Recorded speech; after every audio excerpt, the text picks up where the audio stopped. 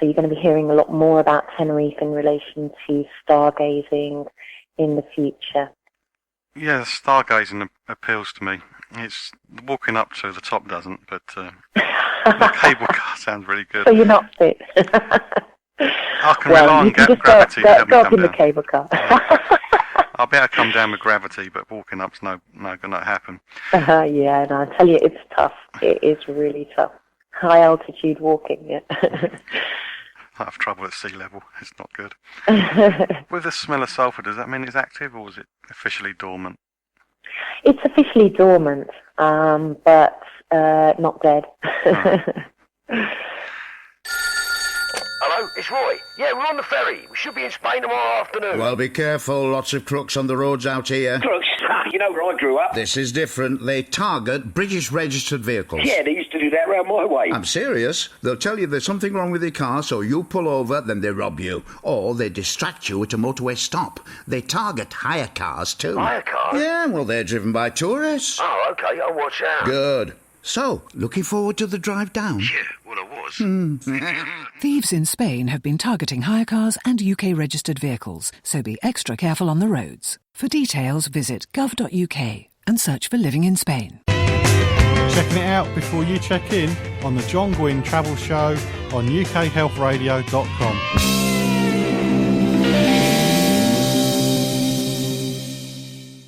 Well, listening to Karen talk about Tenerife really makes me wish I was there instead of here in the cold and freezing England. I probably wouldn't have this the man flu if I was over there. We're now going to start talking about the wine you can get on the island. Tenerife wine has actually come on in leaps and bounds over the past 10 years, and it's now winning a lot of international awards. Unknown to many, Tenerife has a wine tradition which dates back to the 15th century. And the wines are very special thanks to the volcanic terrain, the climate, and the varieties of grapes. Tenerife has grapevines which survived when they were wiped out in the rest of Europe due to disease. So we have what we call very old grapevines which produce very special wines. There are 5 different areas in Tenerife which all have different climates and altitudes. So you can get fresh rosés, you can get rich reds, and then you can get sort of crisp, fruity whites, as well as the Malmsey base wines. And Shakespeare was a fan of Malmsey. It's called Malvasía in Spanish, and he quoted that in several of his plays. Yes, to answer your question, you can visit a number of wineries on the islands and do wine tours. One of the recommended tours, one of our tourist board members, is Bodegas Monge, which is in El Sausal in the north. There's been a wine cellar there basically since the 1700s.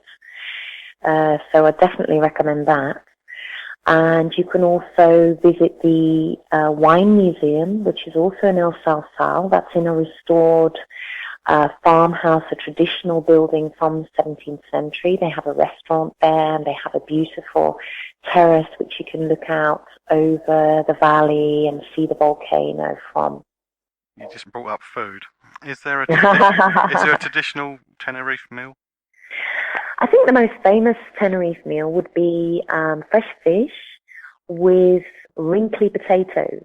They're called papas arrugadas, and they're normally served with mojo, which is the most famous Canarian sauce. It's either red or green, and it's made with garlic, cumin, salt, olive oil, and vinegar. And the local people eat this food. It's not just something for the tourists, and they're very, very proud of it too.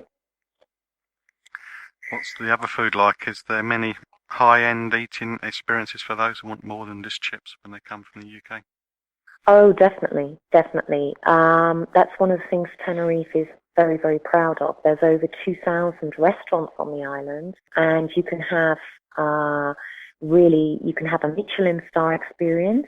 For example, at Abama Golf and Spa Resort, there are 2 restaurants run by award-winning chefs, the Kabuki and the MB. Or you can go to restaurants around the island that have fantastic food at reasonable prices.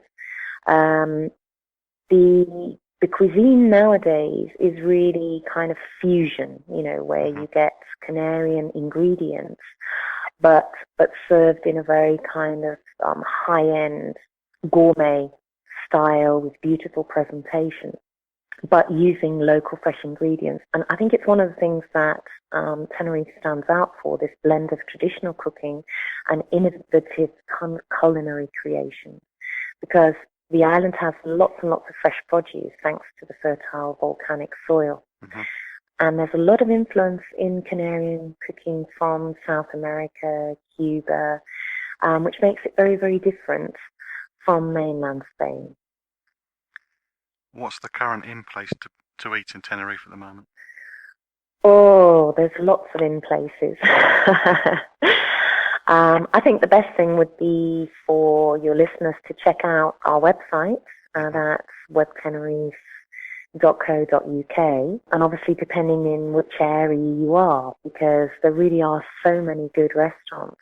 I won't be doing them justice, just to sort of pick out one, Okay, that's a very politically correct answer sometimes here. Does that mean you're not able to say where your favourite place to eat is? Well, it just depends really where you want to go, because as I said before, Tenerife offers something for everybody, family-run restaurants or very exclusive Michelin-starred restaurants. Or, if you want a very down-to-earth experience, you can go to a local family-run eatery, which could even be set up in a garage, serving their own homegrown wine. So it's difficult to say. I love eating fresh fish next to the sea, outdoors. There's nothing better than sitting next to the Atlantic in the middle of February and, drinking a glass of local wine and eating some local fresh fish. And you can really do that all year round. You can do it in the north of the island on the coast, and you can do it in the south.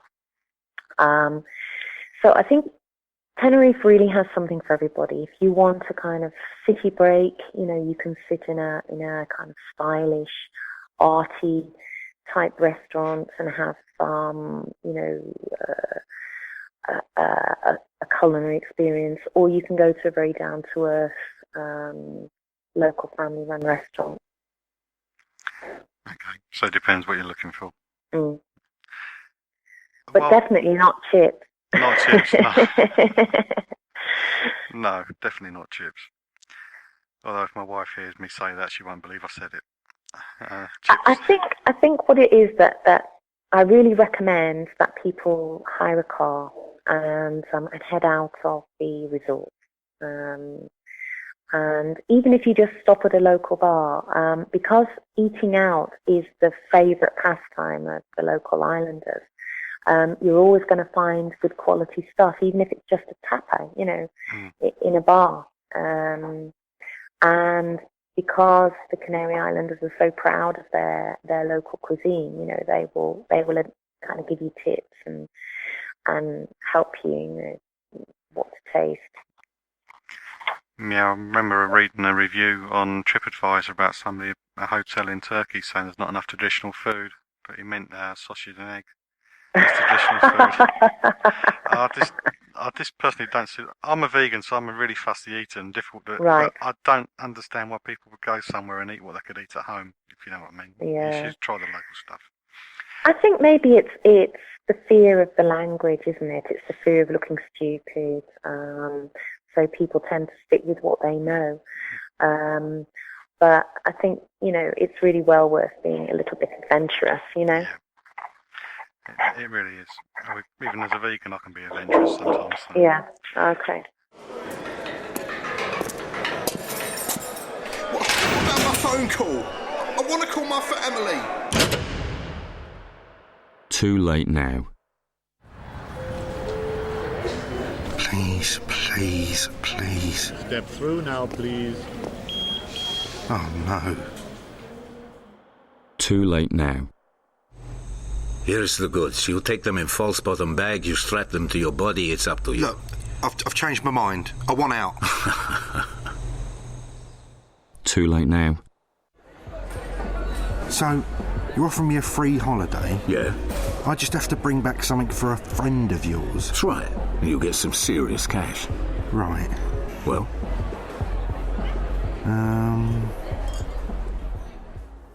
Not too late. Don't get talked into trafficking drugs. Once you're in, the British government can't get you out. Don't throw your life away. You're listening to The Travel Show with John Guinn on ukhealthradio.com. I'm talking to Cam Blanchard about Tenerife, which is one of the destinations you can fly using Norwegian, who I spoke to at the beginning of the show. We're now going to be talking about the wildlife you can find on the island. Yes, there is wildlife, yes. We actually have all year round whale watching, and you can see pilot whales and dolphins off the south coast of Tenerife.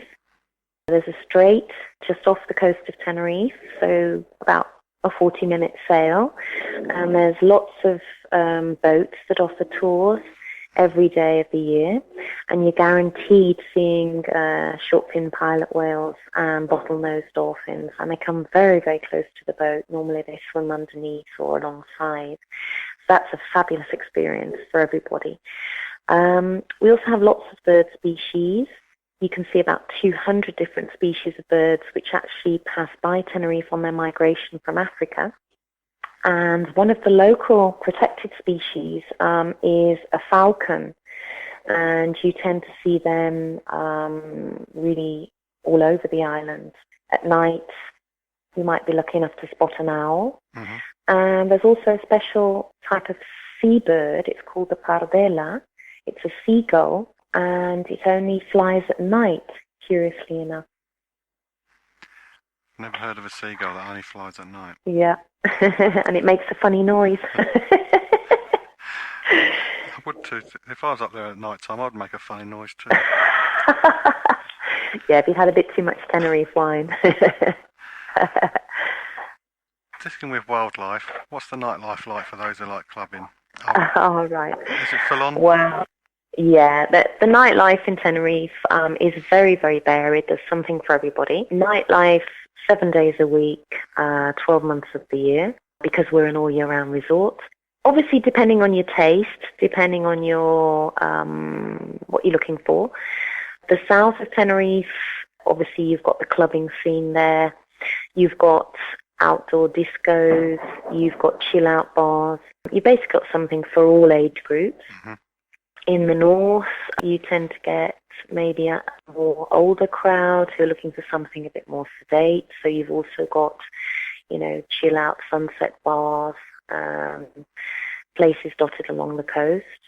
I think that really Tenerife nightlife is amazing. We have live music bars as well. There's lots of acts, imitation, anything from Robbie Williams to Elvis. We've got jazz club. If you wanted to go where the locals go, then you best bet is to head up to Santa Cruz, the capital, or La Laguna, the university town, where there's lots of bars. The nightlife basically goes on into the early hours. What would you recommend for somebody in his very, very, very late 30s who complains that the music's too loud? Where would I go? Well, we've got an amazing place called Papagayo, it's a beach club. It's actually a restaurant. It's open all day and all night. So you can go there for breakfast, sit next to the ocean, read a newspaper, listening to chill-out music. You can have lunch or dinner there. And then if you wanted to party and dance, it turns into a disco and goes on until the early hours. So you've got that. We've got bars dotted along the coast where if you just wanted to listen to the sound of the ocean, you've got it. I think, as I said before, there's something for everybody. Mm-hmm. We haven't really hit the tourist areas yet. What are the main tourist areas of Tenerife and what do they offer? The main resorts are along the south west coast of Tenerife. So you're looking at El Médano, which is the windsurfing capital, with a long sandy beach. You're looking at the Los Cristianos area, the Playa de las Americas area, Costa Deje, and then, of course,